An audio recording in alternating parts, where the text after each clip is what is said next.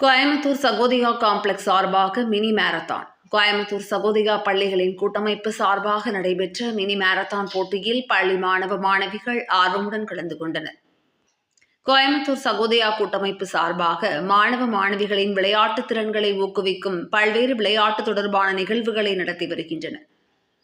இதன் ஒரு பகுதியாக 44வது கோயம்புத்தூர் சகோதயா பள்ளிகளின் கூட்டமைப்பு நடத்திய மினி மாரத்தான் போட்டி கோவை நேரு ஸ்டேடியம் வளாகத்தில் நடைபெற்றது.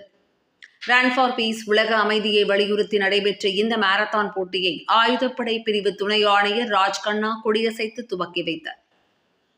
14, 16, 19 வயதிற்குட்பட்ட பிரிவுகளில் மாணவர்கள் மற்றும் மாணவிகளுக்கு தனித்தனி பிரிவுகளாக போட்டிகள் நடைபெற்றன. இதில் சுமார் 75 CBSE பள்ளிகளில் இருந்து 1000க்கும் மேற்பட்ட மாணவர்கள் இந்த ஓட்டப்பந்தயத்தில் பங்கேற்றனர்.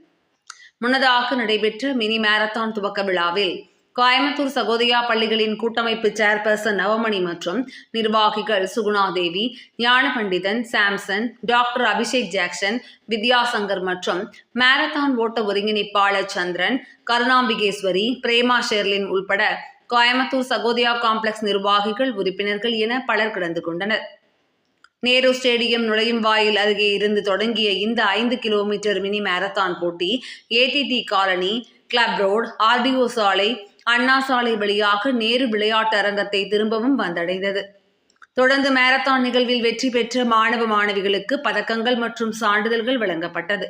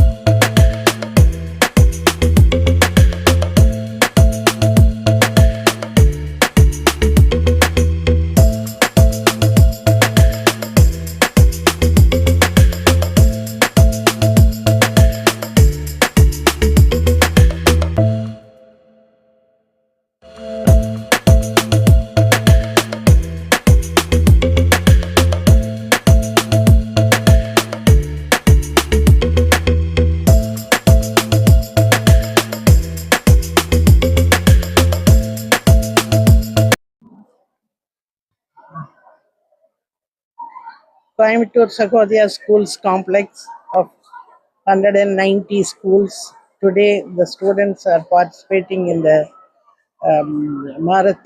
mini marathon race to for the uh, run for the peace, and 50 schools are participating, and our team is working for the past 10 days for the arrangements, and we are every year we are conducting this. This is one of the mega event where the students and all the parents are very interested to make their children to participate in this event. And this is not only for peace, this will also helps to create an awareness among the students how they have to be healthy and fit for active life. And that's what, and we have with our team of office bearers, and we wish all of them a very successful event today. And our second one under 16 boys, third one under 14 boys. Children, those who are over here, please. I wish all the children a very best of luck for this event. சுமார் 190 பள்ளிகளை கொண்ட எங்கள் கூட்டமைப்பில் இன்று சுமார் 50 பள்ளிகள் பங்கேற்கின்றனர். சுமார் 1200 மாணவர்களும் 60 ஆசிரியர்களும் பயிற்சியில் ஈடுபட்டுள்ளனர்.